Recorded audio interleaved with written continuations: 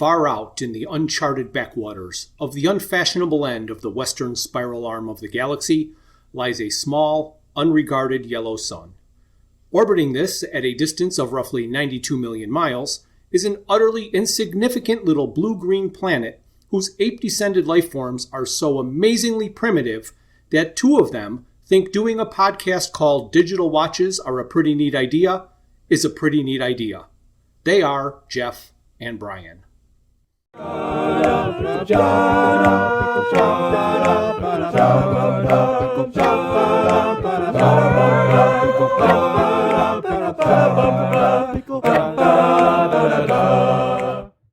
there, this is Jeff. I'm with my friend Bryan, and this is our Easter bonus episode. And nobody has to get nailed to anything. Hey Jeff, how are you? I'm doing great, Bryan. How are you? I'm feeling validated. Validated? Why are you feeling validated? Because we finally got our tickets validated, man. Yes, we did. The gold package tickets that we bought for the June 2020 Wizard World convention were converted into Fan EXPO VIP tickets and were finally used in the April of 2022. Wow. That's amazing. A long time. It was a long time. The VIP experience gets you some free swag, which included a couple of comic books, a t-shirt, a Disney Shorts vinyl collectible, a VIP lanyard for your special VIP badge, and a large tote bag to carry it all in. It also gave you access to the VIP suite, which, aside from mints, was basically basically a coat check for your coats and bags, and usually empty, a room with some tables. Yes. When I went back a couple times, I saw a couple of people in there, resting their head on a table or taking a nap, having a meal. Yeah, taking a nap or something. But you're right. Outside of the mints, I'm not sure what the VIP tent was for there. Yeah. Another not know what it is was something they called a virtual concierge. Yes. Never figured that one out, did we? No, we didn't. And it was part of the VIP package. We have no idea what it was. The big benefit of being a VIP, though, is that you could jump right to the front of the line for autographs, which eliminated all the tedious chatting, relaxing, and making friends that people were previously forced to do while waiting for autographs. Oh, that's good. Yes, absolutely. But we did manage to do that as well. So, we fit it all in. Because even though we were at the front of the line, we still had to wait for a really long time for Mr. Shatner. Yes, that was the longest wait. It wasn't the first thing we did, obviously, but it was the longest wait that we had while we were there. Yes. The price of a VIP ticket is basically $400. Yeah, amazing, isn't it? Yeah. Premium is $120 and is about what we paid for our gold package tickets to Wizard World. The virtual concierge, the lounge, some extra swag, bigger discount coupons at the fan store, and the line jumping are the only upgrades over premium. And I will say the line jumping is fantastic, but that is a lot to pay for line jumping. Yeah, it is. And, well, at least, especially from our experience, we were never in a line, except for Shatner, which we'll talk about at length, I'm sure. But we were never in a line that seemed to have more than 10 or 11 people in it at the time. So It wasn't as if we couldn't find a time where we could have stood there for a few minutes and got our signatures. Right. But the line jumping did allow us to jump in front of those 10 or 11 people. Yeah. Yes, it did. There was nobody that we were looking for autographs from that had any kind of a serious line. There may have been some. I didn't pay that much attention to the other lines for the other celebrities because I didn't have to stand in those lines. Right. You weren't even intending to stand in the Shatner line because you've already gotten a signature from Shatner. So you were just standing there just to hang out with me. So keep you company while you had to stand and wait for Shatner. Yeah. Yep. So that other upgrade, other than the line jumping, is the VIP suite, which was not convenient, in my opinion. It was by all the panel rooms. It was not near the show floor. And my thought was that if it was on the show floor near the food service area, the VIPs could get their food and then have large, uncrowded tables to go sit at and look at all the other people standing elbow to elbow at these little cafe table things.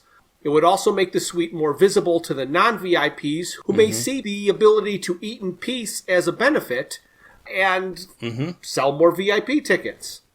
Okay, so in defense of the Fan Expo people, I do want to say that there might have been some constraints based on the physical space that they had to work with. Because if I think about it logically, their panels were all downstairs in small rooms. And the general hall upstairs was really like a giant open space. Now, they did create a main stage up there with chairs and curtain walls, and they probably could have done that with the VIP space, which to me, as you say, would have been a better way to lay that out. But they literally had the whole building, and they were trying to utilize, I think, the whole building. But so I do want to defend them in a tiny way. It seemed like logistically that was the best space for them to use to create these VIP rooms. They emailed a survey to me. Did you get their survey? I don't recall, but I may have just missed it. Yeah, well, or just deleted it as a Fan Expo email. But anyway, it had something about filling out a survey, so I decided to fill out a survey. And in there, they asked for different statements, so I put about the inconvenience of the VIP lounge. And I doubt they'll make any changes. And filling out an online, what do you think thing reminds me of my post office story. I have told this story to many different people. I don't know if I've ever told it to you, but it's one of my favorite stories, and I'm going to tell it here. All right. I've been with you, and I've gone to the post office, but I don't think I've been with you when you've just told me this post office story. All right. So I used to do a lot of buying and selling and shipping, so I would always save boxes. I had a porch where we just stored all of our boxes. My wife had ordered a package from somebody, I don't even remember what it was, but that empty box was on the porch, and it was about the size that I needed to ship whatever I was going to ship, so I grabbed the box. And when I looked at it, the box was a plain brown paper box that was shipped UPS. But the inside of the box was the bright, shiny, printed U.S. Post Office priority mail. So what these people did was they went to the post office. They grabbed all the free boxes, because you could just grab these free boxes, turned them inside out, and shipped UPS. And I thought, I'm paying a lot for postage because these people want to steal boxes. So I got on the U.S. Post Office site, and I was going to send them what I experienced. And I found some sort of send comment type of thing here. So I sat down and I told them this story, and at the end I said, you don't have to make it nice, but if on the inside of the box you would have priority mail printed everywhere, then people would be discouraged from stealing boxes and turning them inside out, because it would still say priority mail and everybody would know where that box came from.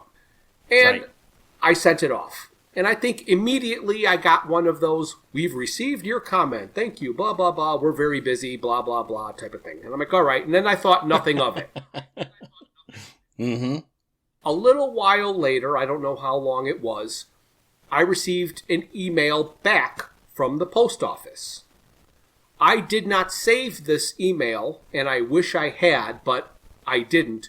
But it was the single most condescending, insulting email I have ever received that basically said, leave the decision-making to the adults. That is the overall impression that I got from this email. And I was like, well, heck with you then. I mean, I'm trying to help you guys, and you're going to send me this email. So I'm like, forget it. And I put it out of my head, and that was the end of the story. 6 8 months later, I don't know how long it was, I go into the post office because I needed a priority box, and lo and behold, the inside of the priority boxes are all printed with priority mail. And I'm like, oh, come on. Now, did this guy just insult me and then tell somebody my idea and get some huge bonus for clever thinking? I don't know. Absolutely. You know that happened. Well, actually, I am convinced that 6 or 8 months is not long enough for the post office to make any type of change. So it had to have been in the works. You're right. 6 or 8 months. Nothing is going to happen that fast in a government thing. So I know it has to be a coincidence, but it didn't not upset me any less because I know that. All they had to say was an email that said, "We'll pass it on."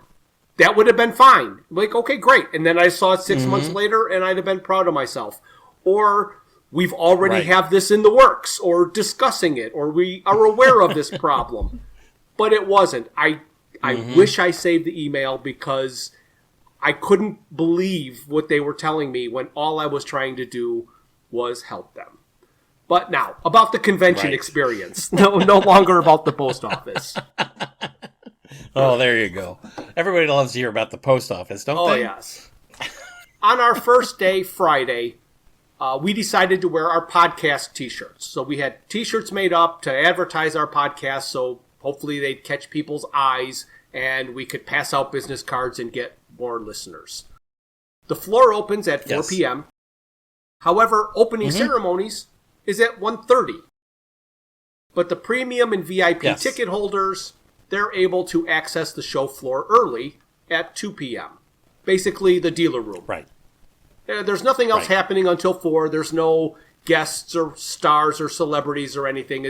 But it's a great way to quickly run through the whole floor and see everything without fighting a crowd. Right. So we were walking into the show, and like immediately somebody's like pointing at us and going, "Hey, cool shirts," by one of the staff members that was sitting there. And you always attribute that to you having, of course, your graphic shirts. Well, yeah, I'm sure I haven't told. Well, you know the story because you've actually witnessed it, but and people don't believe me when I tell the story because they haven't been there or seen it. But my wife will attribute it's true, and I know that you've had it happen.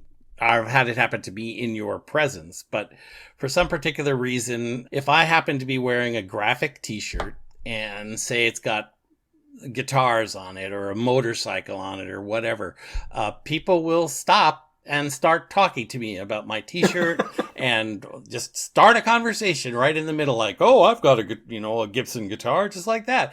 And nobody actually believes that people will do that, but they do, that people will do that. So I frequently will try to avoid wearing a graphic T-shirt because I know that it has that effect on the general public. Of course, I also consider that, well, let me phrase it this way. There are people in the world that have what has been colloquially referred to as a resting bitch face. Yes. I'm not talking about female or male here. I'm talking about the fact that they have a face that people look at and then immediately want to avoid. Yes. So I'm blessed with the opposite. I have a face, or my eyes smile, or whatever, that I invite people in, and it's very common, and you've seen it. Yes. Correct? And I have the opposite face. I don't know if I have resting bitch face, but I have a keep away from me face. Yes. Which is odd because it doesn't seem like it's in your nature, but I do know that that's the way people react. So, well, that's what's funny. I mean, we're not talking about the costumes. We'll get to that for the next day. But at that point, we're just wearing graphic T-shirts. Right. And I've had that experience before. That was our first experience at the convention. So I marked that up as a success right away. I thought that Yes. was fantastic because Absolutely. people got the shirt. Somebody did anyway, and they commented about it. 4 p.m. arrives and the activities began. Panel started, and some, but not all, actually very few of the celebrities started arriving for their autographs and photo ops. We decided to get the autographs we could on Friday, the first day, to get that out of the way. But since they weren't all there at the Strike of 4, we decided to check out a panel first. And the first panel we went to was called Best of the Worst. And that's where they discussed what a bad movie really was. Right, but not just a bad movie, but an enjoyable bad movie. Exactly. It was hosted by the gentleman artist who is most famous for his depiction of Charlie the Tuna. And his name was Joe Wass, or W-O-S, I believe. Wass. Okay, Joe Wass. Fascinating character. We interacted with him a number of times during the convention, which we'll talk about. It was funny. We sat down and he started talking about what makes a bad movie, being a movie that you can watch and enjoy because of its badness, and what makes just a regular movie. I wish I had taken down his actual list. What do you remember of the list? One of them was it had to be a musical. Yes, and that's the funny thing, because that's what I remember the most. He also mentioned it has to have known actors, not necessarily stars, but people know. That was another one. And bad acting, I remember he did say that, but I can't remember. There's almost a list of like 10 different things that for him qualified a bad movie as a bad movie. Do you remember any of the others? Any of the other qualities that make a bad movie? I don't. Mm-hmm. I wish I would have written them down too, because it was pretty funny when he was ticking them off. It was so like obvious, like, yep, yep. I think there was also, they really are trying to make this great iconic piece of film, but they just make it confusing and it's ununderstandable. That's right. Yes, he did mention that. That was the other one. That the plot was indecipherable. Yes, he had no idea what it was about. But you get the feeling that they think this is Academy Award nominating gold. Absolutely. So now we can get to a couple of the movies that he put on the list. The Room is the quintessential bad movie. I've got The Return of Captain Invisible. I've never seen it. Tiptoes. Neither have I. Haven't seen it. Never seen Tiptoes. Nope. The Apple. I've not seen The Apple. Zardoz. I've seen Zardoz. Nope. Okay. And Sextet, the last movie ever made by Mae West. I've not seen it. And the only movie that he mentioned that I actually had seen was Plan 9 from Outer Space. Plan 9 from Outer Space, yes. That one is another one of those movies. Right, and the only reason I'd seen that one is because a friend of mine is a real big fan of Svengoolie, and so he recommended that I started watching that, and I'd seen that particular film on Svengoolie. That is a Svengoolie film. I promised my friend the other day that I would seek out Sextet, and then he and I would be able to sit down and watch a couple of really bad movies together. Right, so if you find it, let me know where you found it, because I've been looking for that one as well. After the first panel, we hit the autograph area, and I got autographs from John Delancey, who plays Q on Star Trek Next Generation, and Jonathan Frakes, who is number 1, also from The Next Generation.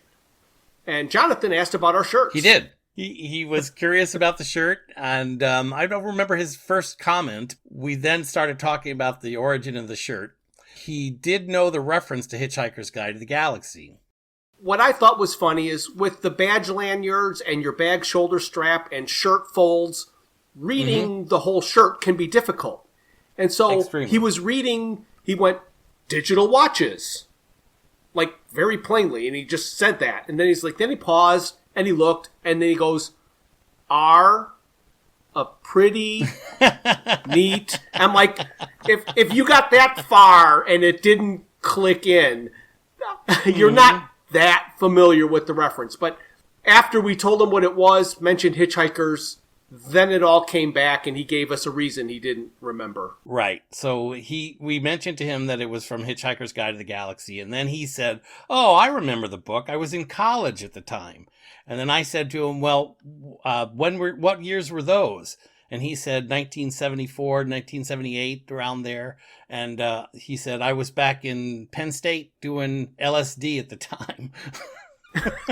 Clearly a joke. Clearly, 100%, he was just kidding. Oh, yeah, I think just kidding was the way I inferred that. But it was really funny.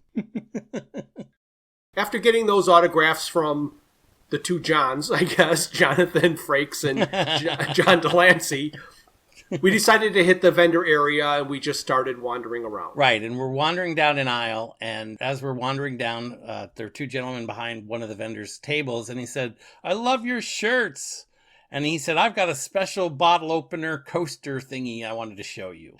Yes. And he had a lot of different wooden crafted coasters and plaques and things of that nature. Right. And we look down and we see... We see the whale. Right. A wooden coaster with a bowl of petunias and the whale and the words, "Oh no, not again," on it. And it's kind of cool because the coaster, of course, you can flip over and it's got a bottle opener on the back. And Jeff was like, "Well, that's a cool idea, you know?" And we spoke with him for a few minutes about that. I did think it was funny because you actually said, "Oh, look, the whale." Yeah. And then he said... And Agrajag. And I said... "What?" And then he said, "The bowl of petunias." And then we felt stupid. Yeah. Here we are supposed to be the experts, and we can't even get the reference. Because even though we know the bowl of petunias is Agrajag, spoilers. Oh, yeah, we haven't even spoken about that in the show yet. No, that doesn't come up until Life, the Universe, and Everything. But anyway, so we spent some time talking with him, and in the end, we were able to, I think we gave him a card, and he took a picture of our shirts. Code. Oh, he took a picture. Yeah, that's right. He did take a picture of the shirts and asked us whether or not we had them available. And Jeff explained that they were available on our website, or his website. And then he took a picture of the QR code and went out there and linked to our podcast site. Yeah, the shirts are available on the podcast site. Right. And after doing that, I was like, okay, we're done. We've accomplished everything we've ever set out to do, draw attention to ourselves and to have someone ask us about our podcast. And that, well, that's not the only story we have to tell today, but it certainly felt like one of the best interactions that we were going to have because we engaged with an individual and we got the result of handing out information about our podcast. Yes, in a nice, non-forceful way. That's right. And that was just wearing our podcast T-shirts. Right. And since we're on that subject, can I go ahead and jump ahead and then we can jump back? Sure. Okay, so the week after you left here, I attended what's called the Geek Fest here in South Jersey. When we were in the Philadelphia Convention Center, we took a picture. Or no, I had you take a picture of me in my podcast T-shirt standing in front of the background, and I posted that on Facebook. And immediately after posting that on Facebook, I got a couple of comments, and one of them was from a high school friend who does woodworking, actually scroll work, wood carving, I'll say. And he asked where we were, and I explained to him where we were, and he said that he was going to be attending, or actually a vendor at this Geek Fest. And so the only reason I'm bringing this up is because there was only one interaction that related to my shirt, because I wore the same shirt to that convention, if you will. Oh, at Geek Fest, you wore your podcast shirt. Right. I wore my podcast shirt to Geek Fest. And I walked around the whole place. They probably had, I don't know, there were 2 rooms full of vendors. Quite a number of vendors. A couple of them are actually also in attendance at the Fan EXPO at Fest. So there were a couple of repeat people. Near the end of my perusing and going around, a gentleman behind the table turned to me and said, "Oh, I had that watch.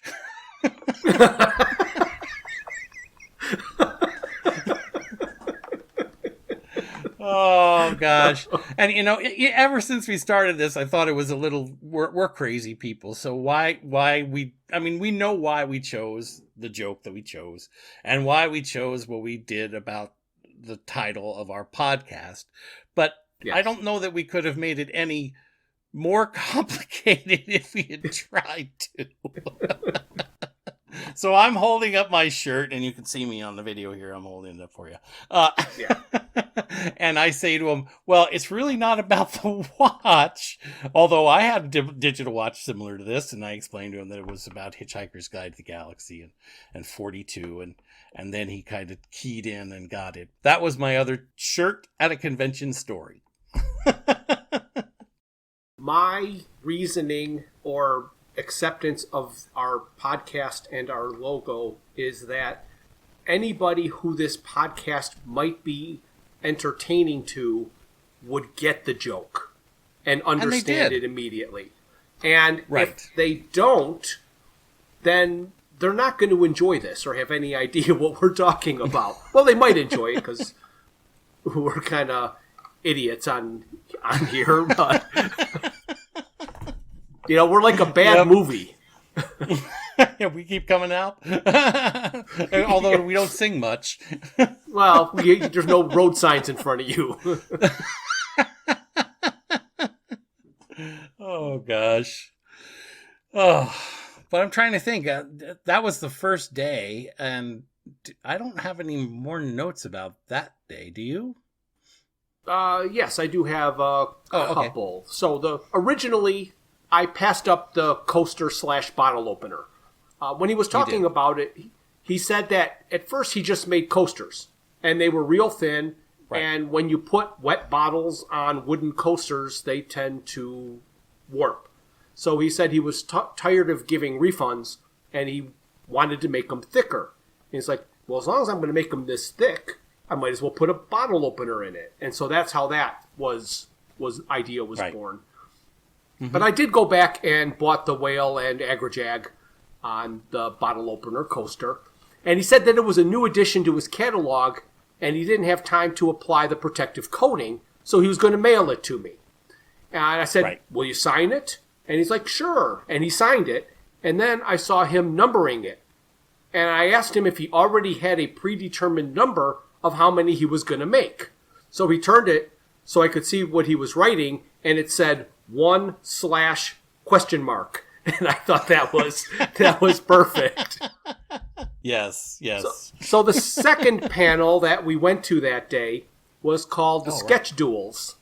And that is where 3 different artists all sat up on the dais and sketched ideas from the audience. So it was kind of like seeing an improv troupe act out a scene, except instead of acting out a scene, they would make a sketch based on suggestions. The artists were Mike McCone, Jason Badower, and Ariel Diaz. The 2 different, or there were actually 3 different themes. One had to do with fairies, and there might have been a setting for the fairies, but I don't remember what it was. And then there were dragons in the water or something like that, because somebody had said that they don't like drawing water, and so somebody, of course, threw that out. And then one was based on the art of George Perez, who is a retired American comic book artist who's suffering some serious health problems right now. He's most known for the Avengers for Marvel Comics and the new Teen Titans for DC. Right. So we so enjoyed this first one that we did attend 2 more, but this was the first of the 3 that we attended. And what we really liked is at the end, they raffled off all the original drawings. Correct. That was exciting.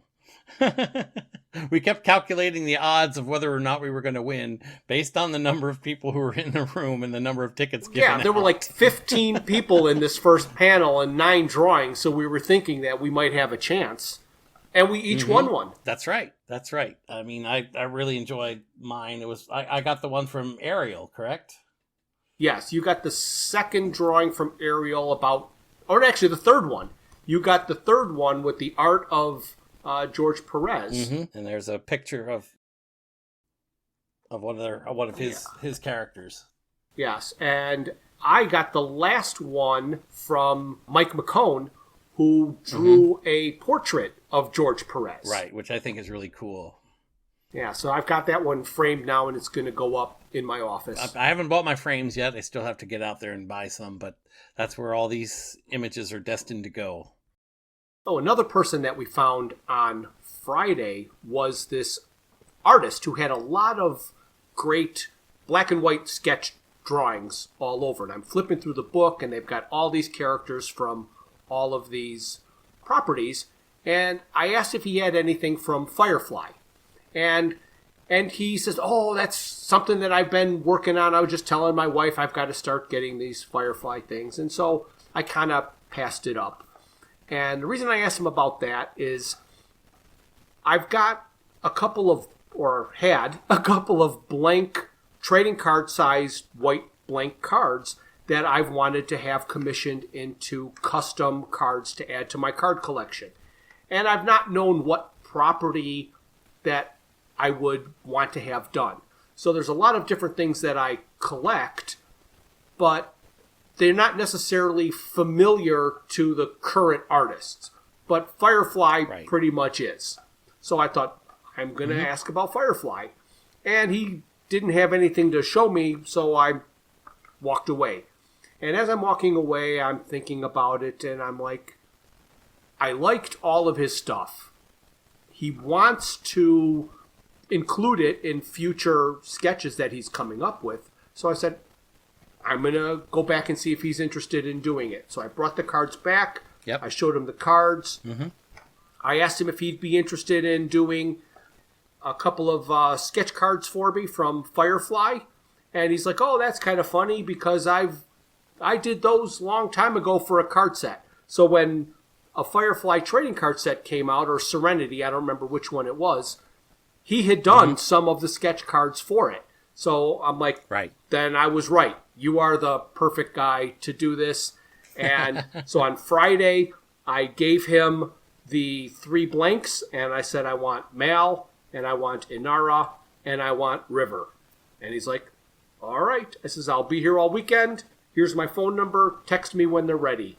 So off I went, and Saturday I get, this is Ted Woods, your cards are done. And I went back, and they're beautiful, and I am so happy I got them. And now I need to get more but I want to get different artists, because if you've ever collected cards and you've got sketch cards, they've got all these different artists, so you always get all of these different styles. So hopefully I'll be able to go another show, find another artist, and get 3 more sketch cards from different artists, and to have fill out my set. But I was very happy with him.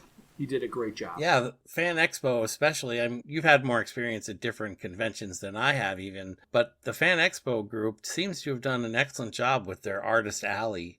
And all of those artists were willing to do commissioned work at their table. And in fact, one of the things, we didn't take advantage of it, which I kind of regret at this point, when we were talking with Joe, the artist that does Charlie the Tuna. We did that on Sunday. We talked to him at some length. Yeah. He was offering the opportunity to draw, an animal or your favorite animal or something? What's your favorite animal? Right. And he says that normally he travels with his daughter, who is also an artist. They do commission work there as well. So almost every one of the artists that were in residence at the convention would have been willing to do that. As you say, the trick was to find an artist and a style and a method that you really like. And he did a fantastic job. The cards are gorgeous. I mean, they're very well done. Yeah. And it was in the type of drawing style that I was looking for, which that's the hardest part. Like you said, there's no shortage of artists who will do commission sketch for you, but to find one that will do it and meet what you have in your head, that's the hardest part. Mm-hmm. Right. He certainly did an excellent job.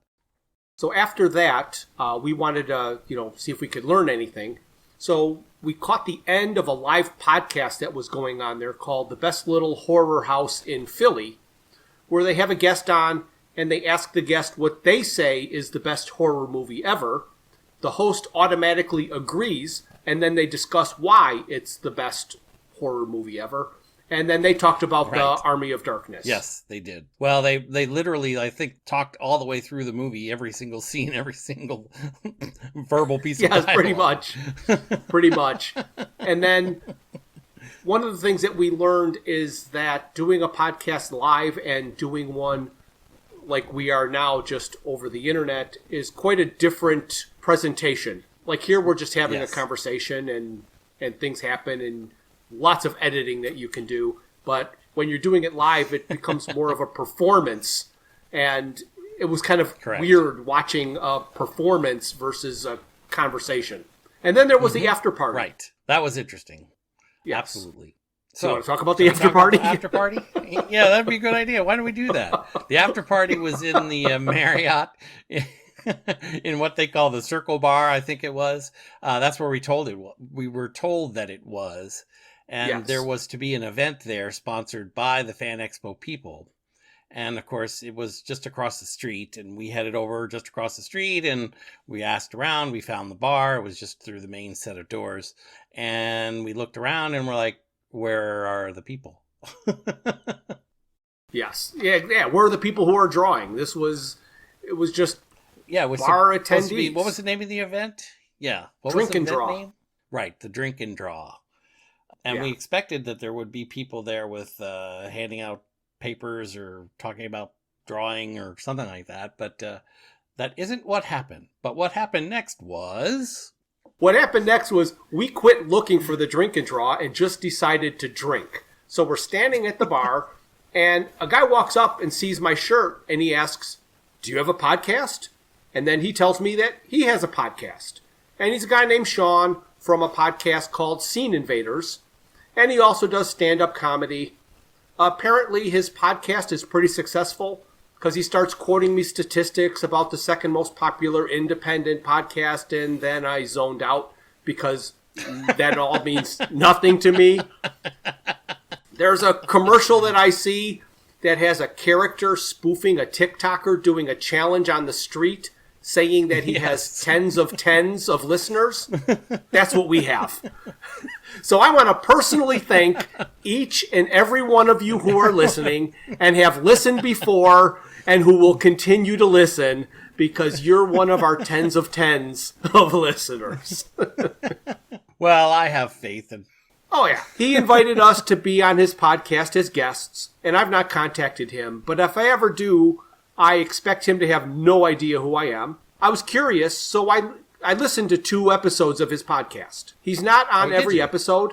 Yeah. Okay. He's not on every episode, so I had to scroll a bit to find one that he was on and that it was about a subject I was familiar with. So the first one I listened to was about the latest Spider-Man movie.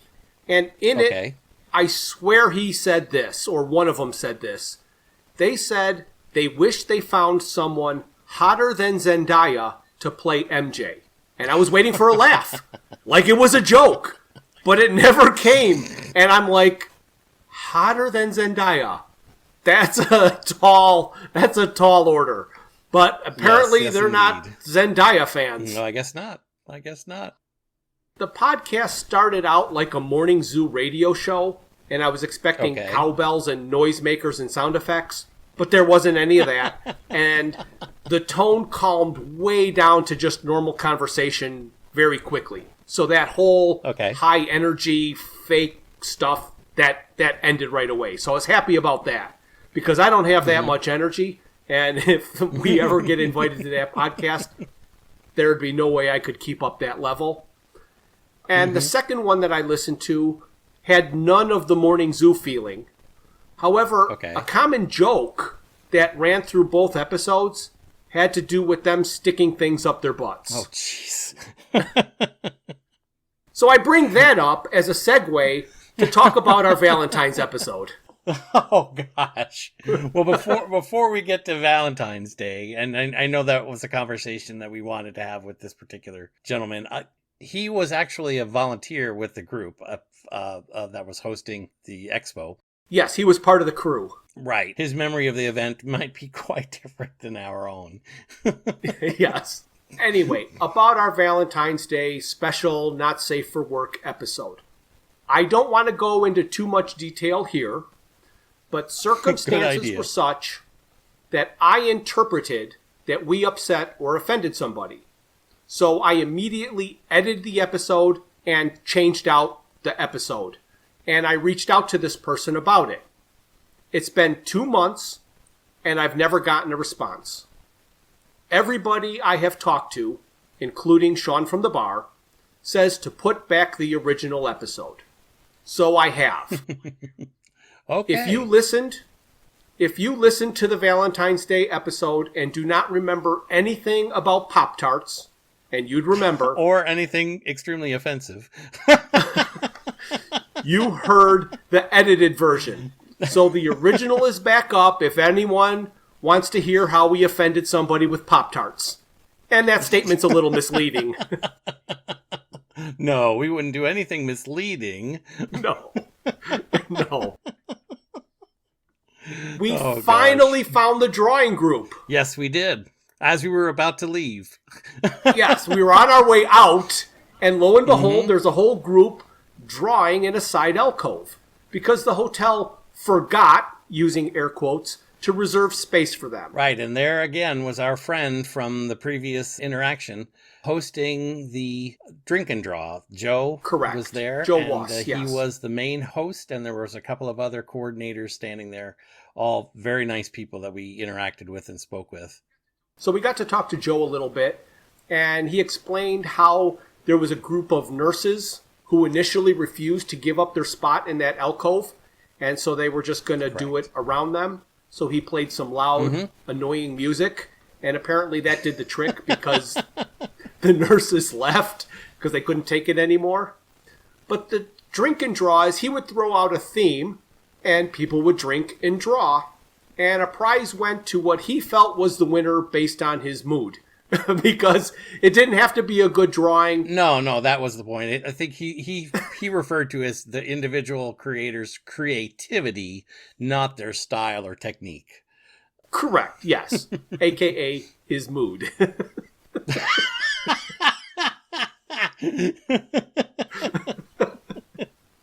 Oh, gosh. So he held the Best of the Worst panel earlier in the day about the best worst movies. And Bryan and I had a disagreement, and so I asked Joe to be the mediator. We still do. Yes, we still do. So Bryan thinks that Ishtar is the worst movie ever made, and I said it's actually a pretty good movie, and Joe didn't totally agree, but he sided more in my direction than Bryan's. So we still disagree, but I'm going to watch Ishtar again just to make sure it's what I remember it being. It's been many, many years. And I did describe to him to Jeff anyway, not to Joe, but that I was eager to get my 2 hours back. Yes. And that I don't think I could possibly force myself to go through it again. But I also remember, and this is the odd part, because it's been a long time since I've seen that movie, that there was a moment in the movie where the movie jumped the shark.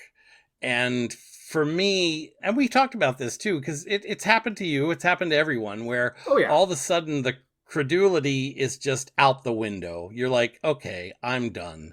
And it just, at that moment, you have no compassion left for the actors, actresses, or anything in the film. It's just over.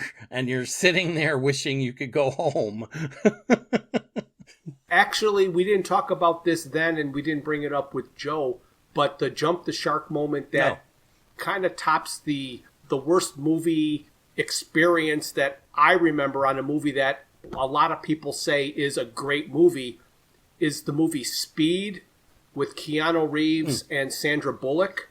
And when that bus jumped the gap, I was done. No, we didn't talk about that. No, we didn't. But there were so many things in this movie with a city bus doing 90-degree turns and never dropping below 50 miles an hour. because the way you would go around a 90-degree turn would be to slam on the brakes and skid around the corner. Not, well, I don't know, maybe it was, Speed City Bus Tokyo Drift, where he's spinning the tires, keeping it up at 50 miles. Oh, the longer that movie went on, the more I hated it. Oh, I know. And this is the controversy that'll probably haunt me here, but I'm going to say it.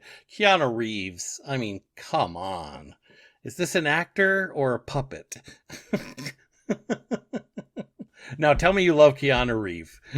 Well, by saying that, you've never seen John Wick or any of the John Wick John movies. Wick's?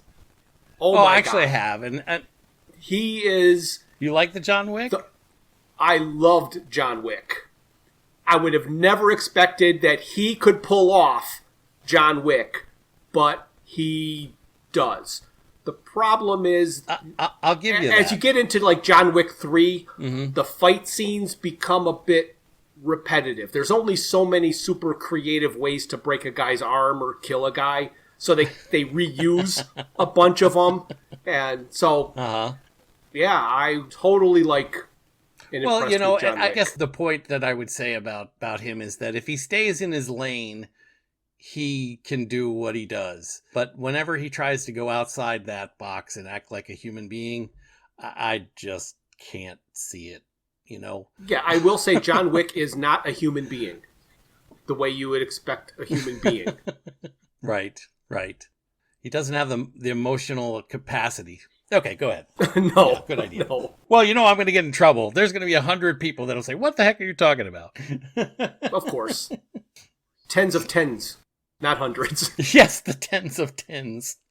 Oh, come on now. One day it'll be hundreds. I promise. So, yeah. Well, you know what? That's what even Sean said that. He said that their podcast didn't become popular until after their 200th episode. And he's, it takes a while. Somewhere up in that high range, Yeah. We may never get to episode 200, but at some point somebody might think us funny. We gain a few listeners every week. I kind of watch the metrics, and I'm always surprised when all of a sudden somebody has listened to the first 3 episodes, like after so long of a time. So we are being discovered little by little. If you like the show, tell a friend. If you don't, tell an enemy. There you go. And make them listen. Yes. So day 2 is Saturday. This is the day that we are going to go the extra mile and go in cosplay. I was the Golga Frenchen captain, and Bryan was a telephone sanitizer second class. I will compare the attendees' understanding of my costume to what I heard Bruce Campbell say in an interview when asked if he could just walk down the street. It was something like, 999 people will walk right past me, but the 1,000th person will fall down and pee himself. So very, very few people had any idea what my costume was. And some who didn't know wanted to know if I was Captain Steubing from the Love Boat. Yeah. You just drive yourself to the time as a crazy old man, carrying a rubber duck. One of the things that I thought was the funniest about this whole thing is as we were discussing earlier, I have the open face and you have the more closed, if you will. So it's in our nature to be the opposite of the way we were dressed that day. You were in a costume that was quite open, it was like wide open kind of a costume. Noticeable. My costume, I went into the bathroom before we even got to the convention, and I saw a guy wearing the same outfit as I was. Yeah. You were a guy in a hoodie. I'm a guy in a hoodie with a pair of sweatpants on. So, I mean, I wish, now that the convention is over, we've had an opportunity to rethink the costume, and I think that the next iteration of my costume is going to be much better, and because it's going to be better, I think will be much more recognizable. Right. So to give a little bit of a spoiler, my intention is to change my costume from a Golga Frenchen telephone sanitizer second class to number 2. So Yes. at that, I will be dressed more appropriately he looks more like a ship's captain, definitely like a waiter or someone like that on a ship. I'll be wearing the captain-y hat and the double-breasted jacket and that kind of thing. So it'll look far more like a costume. Yes. And you'll have your Killazap gun. My Killazap gun. Definitely going to have the Killazap gun. So it'll play better together, because as I was looking at and re-experiencing things, I was thinking to myself that the beautiful logo that you designed on the back of my hoodie was really the key feature of my jacket. Or of my costume, I should say. And if I had been walking around with you backwards, it might have made more sense. Yeah. Yes. Yeah, all the people behind us might get it. Exactly. So people would come up and ask us to explain, because they had to. They had to figure out what this bathrobe and rubber duck and captain's hat had to do, and gin and tonic had to do with anything. And some people, they knew the Hitchhiker's Guide, but they only know the first book, and they're not aware of the TV series or the radio show or the second book where those characters come from. There were a few who figured it out on their own, and those were the ones that were most impressed. Right. So if we started off, and this is not necessarily in the order that we met them, one of the individuals that was like immediately turned on to what the characters were and who they were was a gentleman by the name of Alex. Yes. He worked locally at the Pennsylvania Hospital. He's a member of their medical staff. I don't recall exactly what he did. He was dressed very, very well as a hologram medical doctor from the Star Trek series. Yes, the with emergency the medical hologram. H on his forehead, which what I thought was brilliant, because of course later in the series they did do that. We spoke with him at length. He had some insight as to what he thought, whether he thought the Wizard Con approach was better than the Fan EXPO thing, and all that kind of chatter about the convention. But he was impressed with the costumes, and we got out our gin and tonics, and he took a couple pictures, and that was a really fun interaction. Yeah, that was fun. We talked with a couple of other people. Who else do you remember? Oh, well, shortly after that, you were going around the corner, and I was a little bit behind you at that, and you told me that there was a gentleman standing there with his partner wife. We wouldn't know which, but and he yells out, "Oh, Golga Frincham Bjark, I get it." Yeah, that was my favorite, I think, because they just knew immediately. Can we get a picture? Right.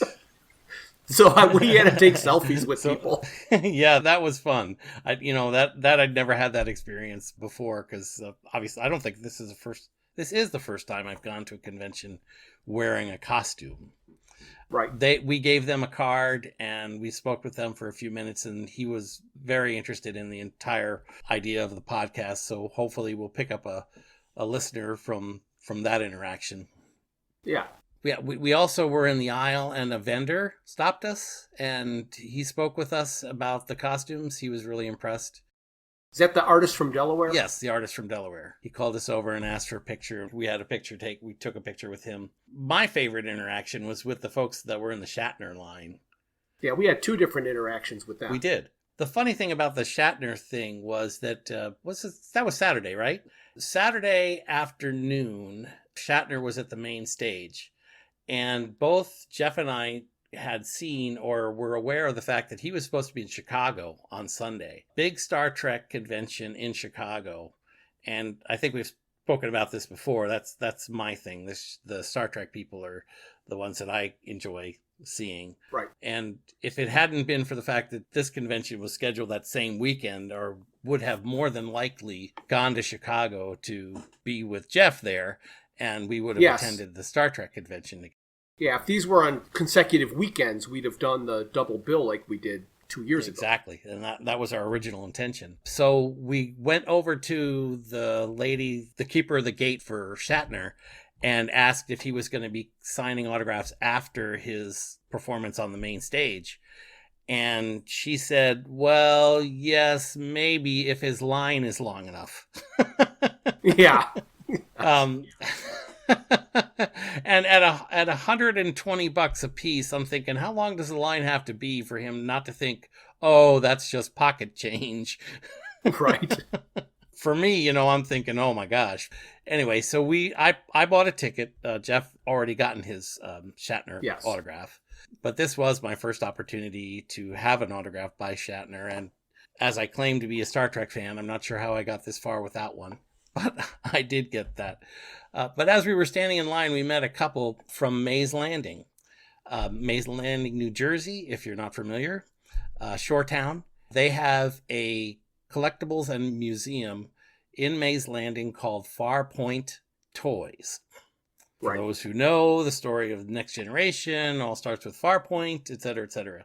So they were fans of Shatner and the entire Star Trek retinue, and they were there in line to get very odd Captain Kirk figurine signed for their collection. Right. And I believe they called him Bad Kirk. Is that what it was? Bad Kirk. Yes. Bad Kirk.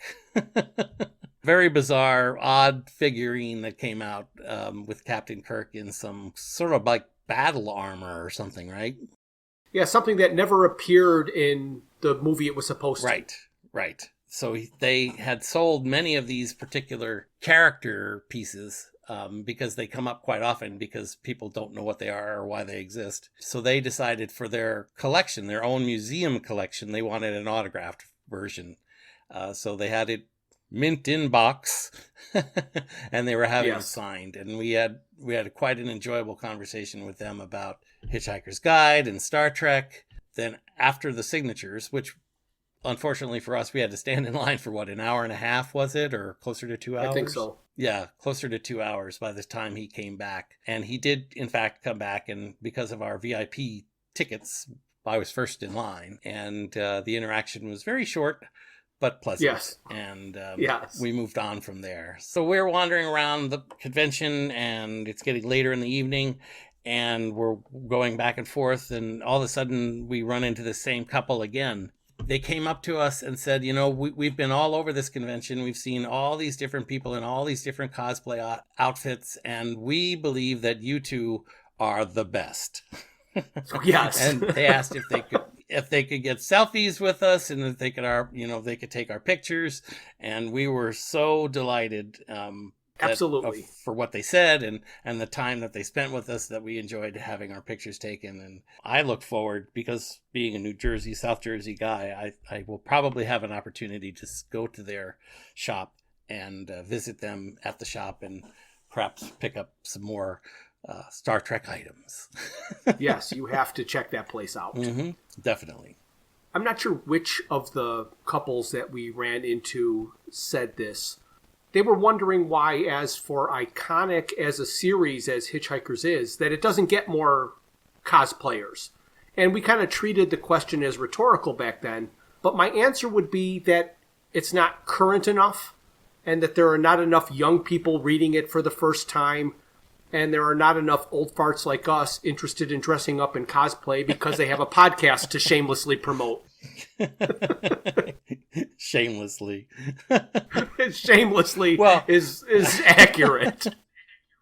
Right, and even though you were dressed as the Golga Frincham captain, you wouldn't have agreed to go as the Golga Frincham captain if you had to wear what he was wearing in the show. No, that would be because obscene. Of course he's either naked or wearing a pair of swim trunks in the bath. In the bath.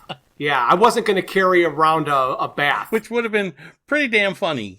Just by wearing a bath robe, I think one or two people recognized the bathrobe, but were thinking more along the lines of Arthur. Because, of course, that's what he's wearing during the entire TV series, I say technically he has a dressing gown. Yes, that's true. That's true. And it's colorful. And you were wearing just plain white or off-white. Yes, I did not want it to be confused with Arthur at all. And I made sure I got the whitest, fluffiest bathrobe that I could, as opposed to just like a darker plaid or something dressing gown like Arthur would be wearing. Right. And of course, you related the story to me, and we may have talked about it before, but where you wore shorts the first time you had the costume on, and you felt that was Yes. kind of awkward. It was horribly uncomfortable.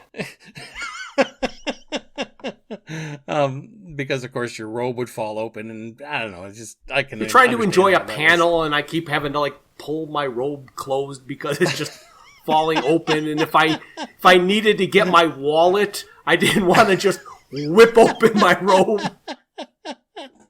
Oh gosh. Oh, that reminds me about when I was in high school. I didn't intend to tell the story, but well, here we go. I guess might be in 8th grade. I think about it, because at some point when you get old enough that you're too old to trick or treat, but you still want all the candy. Right. And so I remember it was that particular time. So I decided to go as a flasher. So I wore this long trench coat and a pair of swimsuit underneath it. Yep, swimsuit and socks. And so we'd go up to the thing, and I'd flash people, and everybody had normal reaction. But I remember this one particular house, this old lady was there, and she just jumped out of her skin when I flipped my jacket open. I mean, I wasn't naked underneath, but she just... So I got the trick and the treat.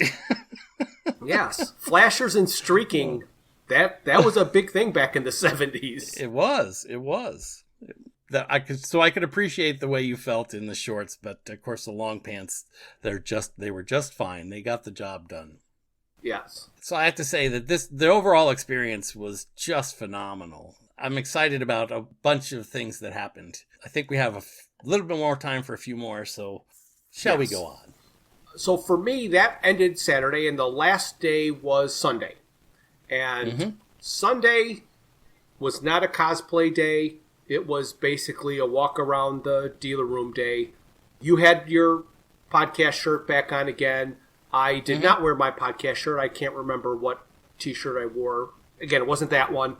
I have no notes of Sunday. Sunday was a real non-eventful day. So if you've got anything to talk about on Sunday, good. That would be great. Yes, Jog I my actually memory.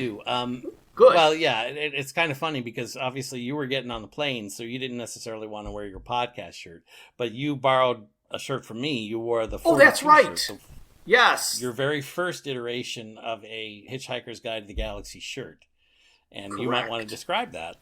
It's a Don't Panic shirt on the front with a large number 42 on the back. When I was designing the shirt, I was trying to come up with a font that had the right look and feel to what I wanted. I wanted it to have an artistic font. I didn't want it just to be a normal font. So I'm scrolling down different fonts that I can find, and I found one called Branching Mouse. And I'm like, mice, here we go. This is it. So I created this Don't Panic shirt with Branching Mouse font, a normal 42 on the back, and that's what we wore first time we saw the movie in the theater back in 2005. Right. That's right. And I still have that original shirt, and that I've actually had two copies of that particular shirt, and you wore that because you were getting on the plane later that afternoon, and it just kind of made sense. But yes, during Sunday, you did some comic book diving, and I walked around quite a bit, and I had an opportunity to speak with a couple of different people. I spoke with a gentleman who does some work with wood, makes custom dice boxes, and I had a pleasant conversation with him about my attempt to make a dice box. Many of you people probably already know what a dice box is, but you drop the dice in the top and it comes out the bottom and into a tray. And I wanted to design one for my son that folded into itself so that you could collapse it or actually feed it into itself. I mean, there's a couple of different ways to do that, but I wanted it to be not that you have to tear it down and put it back together again. I literally wanted to be able to fold it together or slide it together. And I had some success, but not what I expected to have. I made 3 different prototypes, all of which failed on some small level. And then in the end, I created a box just for dice, which looks like a leather-bound book. And Right. I used real leather and real rope to create the binding, and nice piece of spalted maple that I had for the cover. And anyway, I made that for him, and I shared pictures with Daniel from All True to You Custom Woodworking. Very, very great guy and interesting conversation. Another conversation with a couple from New York City. Before you go Yeah. on, I want to ask you a question about Sure. the dice box that you were building. Yes. How many dice boxes did you plan on building? Well, I planned on making one. What's the difference between the one you were going to make and prototype? Oh, well, You're saying you made prototypes but you're Yes. only going to make one. So if the first prototype worked out, it'd have been it. well, yeah, yes, and or no. Okay, Okay. and in this particular case, and you know more than most about me and my woodworking and stuff, but the thing that I always try to appreciate the most about my style of woodworking is the concept that you make stories with your art, if you will. Despite what you say about your drawing skills and that kind of thing, I consider you a very good artist, so you understand the process of art and the process of creation. Yes. I had already determined that I was going to use a specific piece of wood or pieces of wood in my final piece.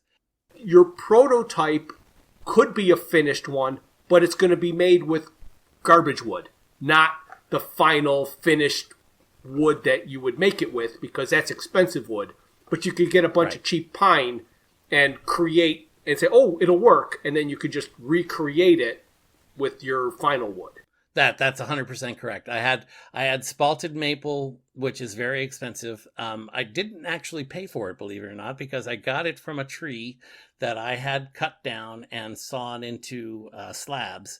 So I own these huge slabs of spalted maple wood, which I originally intended to make into just a simple workbench, but due to the figured maple and the spalting and the ambrosia, the wood is way more pricey. I mean, I could sell this stuff for a ton of money, but I already own it, and I knew I was going to use a piece of this to create this box. So I was using plywood, thin plywood, to come up with the design, and I'd have to show it to you, but it never panned out the way I had hoped it would. I wanted to be able to like slide it apart and put it together, and it just didn't. Every attempt I made, I came into a situation where I was like stuck, because every time I put it together, this piece of wood would be blocking that piece of wood, and it just didn't quite work. So yes, the prototype, which is pretty nice and does function, is a pretty interesting little thing, but it wasn't what I ended up with, as I said. Right. So anyway, as I was saying, I spoke with husband and wife from New York City. At least they've recently been in New York City. They moved out of New York City. They're now in Pennsylvania. They own a company called Spitfire Labs. They and you and I spoke with them too. They make plaques with beautiful carved cherry, and they did an inlay on top of a couple of them. One of them has a carved laser image of the Enterprise, and over top of that, or outside of that, they have resin that made it look like a star field with blue and black resin. And I spoke with her at some length, because she is a Hitchhiker's fan. I gave her our card, and she said that she'd like to do an image for Hitchhikers. But again, we had that same conversation. Even though there are fans out there of the series, what would people consider an iconic image for Hitchhikers? Well, you get the whale and the petunias. The whale and the petunias seem to be the one thing that's consistent throughout the thing, and the words "Don't panic." And the number 42. We had an interesting conversation. Mm-hmm. And every once in a while, you'll see the laughing planet. Right, exactly. That was part of our conversation, and really enjoyable. I think it's funny. I was looking at their card, and I'm not sure, but I think their names are Andy and Brandy. Oh, how unfortunate. Isn't that interesting? Yeah. Well, and it's funny because it's not on their, or it actually is on their card. But if you go to their website and that kind of thing, it's not there. The Spitfire Labs, they don't mention their names. Oh, And I always think that's interesting because I would have thought that would be a part of their identity, but in this particular case, it's not. So one of my favorite interactions for Sunday was I was wandering around the convention hall, and for some reason I walked down an aisle that I hadn't been down before, and there at the end of the aisle I met a group calling themselves the Roddenberries. Oh, and I haven't heard this. Yes, they are a local, and I mean local to the Philadelphia area, Star Trek themed party band. Oh. And I honestly was surprised that I'd never heard of them before, but they do parties all throughout the tri-state area, and I just was beaming from ear to ear as I was talking to these guys and the young lady that was there as well, just enjoying the concept that they come to your party dressed in Star Trek uniforms and sing different songs and songs from, songs that relate to the show. And it was just a really great, fun interaction. If you happen to be in the Philadelphia area and you hire the Roddenberries for their musical talent, then please invite me to your party so I can hear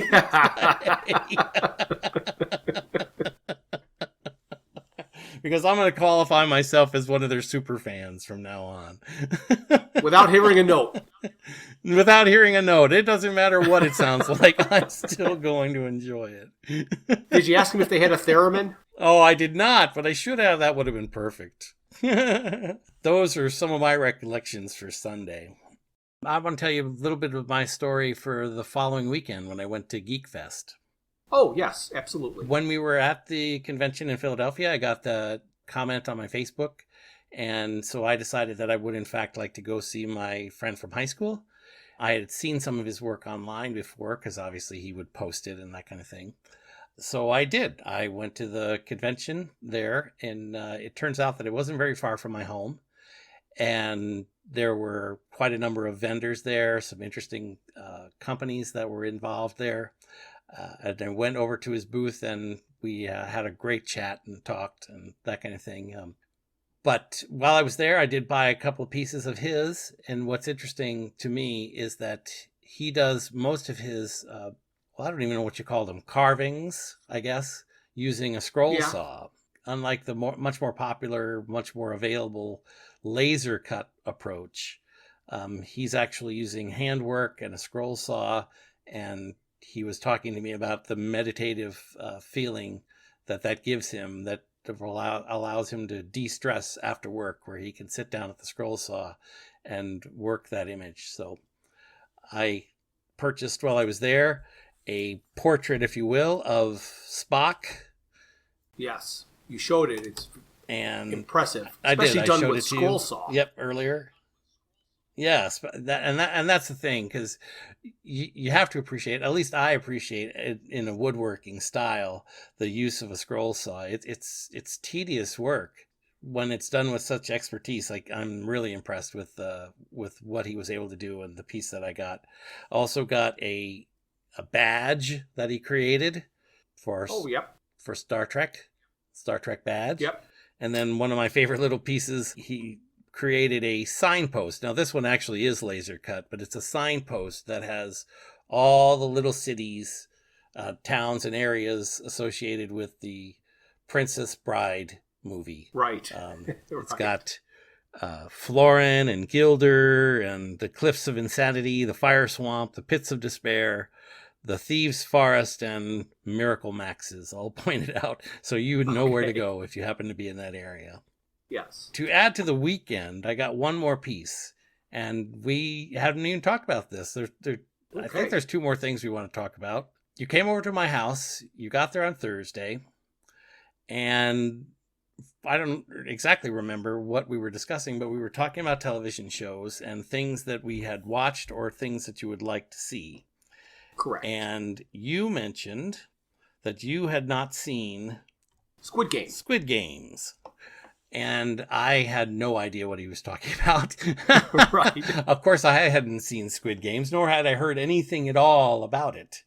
But because I had the right streaming service, I'm like, oh, let's do it. And Squid Games is a serialized show with, 8 episodes? 9 episodes? You remember? 9 episodes. 9 episodes. And so we started off watching Squid Games. And if you haven't seen it, I'm hesitant to recommend it. I mean, I'd like to recommend it because it's a fantastically unique show. And I don't want to spoil anything that could spoil the show for you. But you have to have the kind of, well, I don't know, how would you, what personality would it be that would really enjoy Squid Games?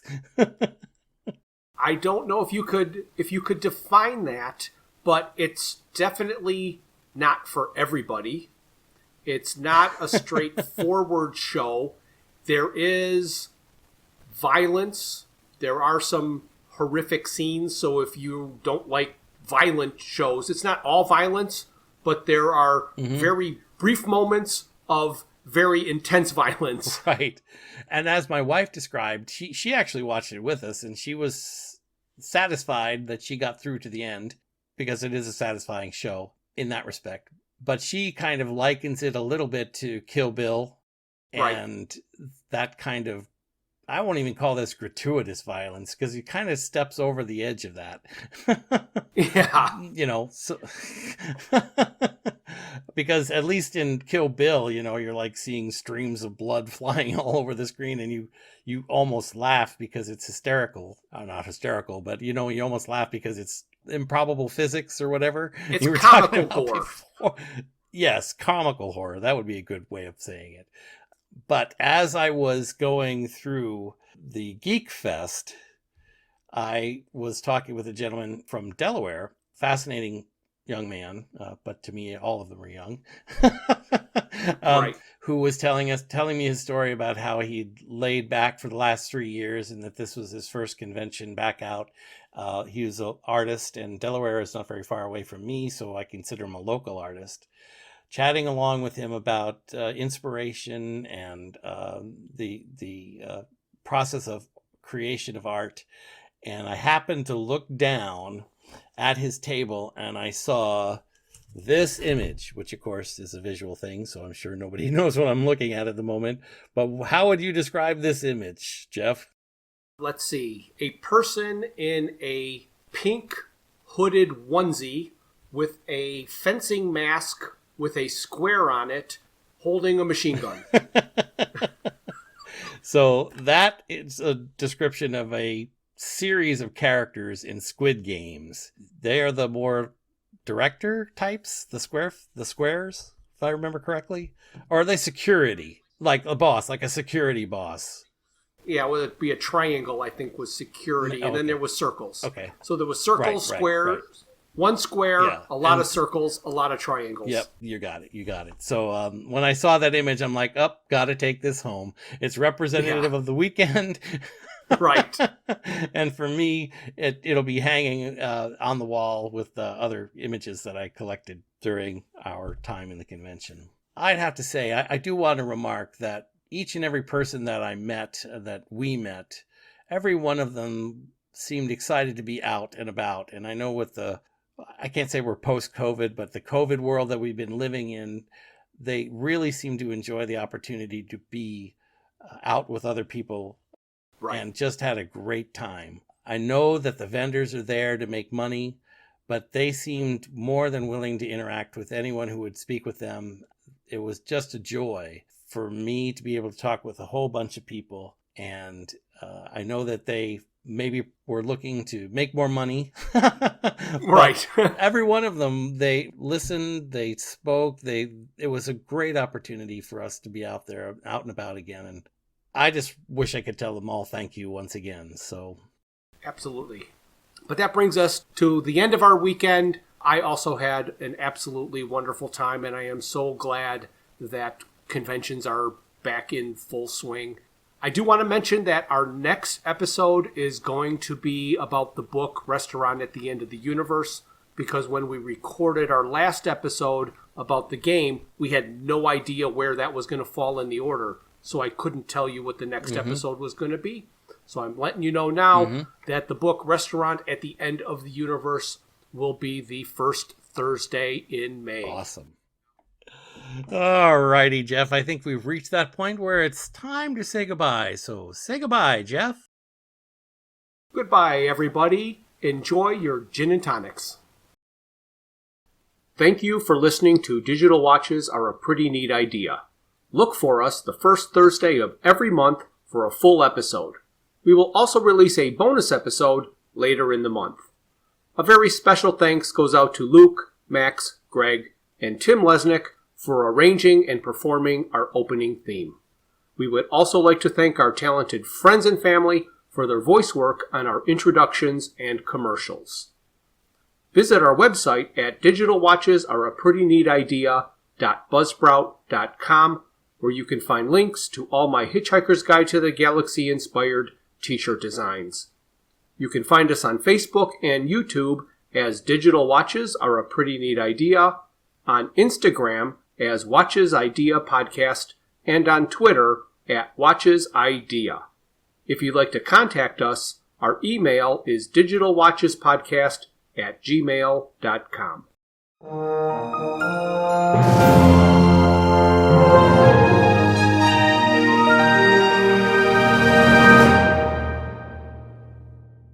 This has been a Froods for Thought production.